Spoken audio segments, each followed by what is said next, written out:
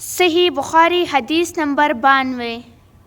رسول اللہ صلی اللہ علیہ وآلہ وسلم سے کچھ ایسی باتیں دریافت کی گئے کہ آپ صلی اللہ علیہ وآلہ وسلم کو برا معلوم ہوا، اور جب اس قسم کے سوالات کی آپ صلی اللہ علیہ وآلہ وسلم پر بہت زیادتی کی گئی تو آپ کو غصہ آ گیا۔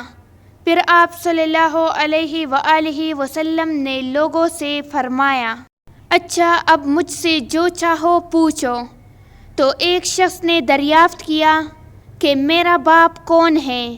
آپ صلی اللہ علیہ وآلہ وسلم نے فرمایا، تیرا باپ حذیفہ ہے۔ پھر دوسرا آدمی کھڑا ہوا اور اس نے پوچھا کہ یا رسول اللہ، میرا باپ کون ہے؟ آپ صلی اللہ علیہ وآلہ وسلم نے فرمایا کہ تیرا باپ سالم شیبہ کا آزاد کردہ غلام ہے۔ آخر حضرت عمر رضی اللہ تعالیٰ عنہ نے آپ کے چہرہ مبارک کا حال دیکھا تو عرض کیا، یا رسول اللہ، ہم ان باتوں کے دریافت کرنے سے جو آپ کو ناگوار ہو اللہ سے توبہ کرتے ہیں۔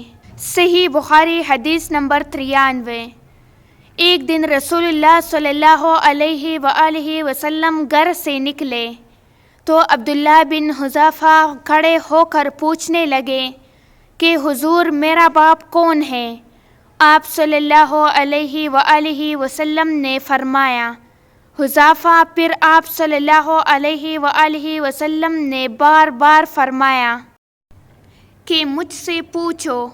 تو حضرت عمر رضی اللہ تعالیٰ عنہ نے دو زانو ہو کر عرض کیا کہ ہم اللہ کے رب ہونے پر، اسلام کے دین ہونے اور محمد صلی اللہ علیہ وآلہ وسلم کے نبی ہونے پر راضی ہیں، اور یہ جملہ 3 مرتبہ دہرایا۔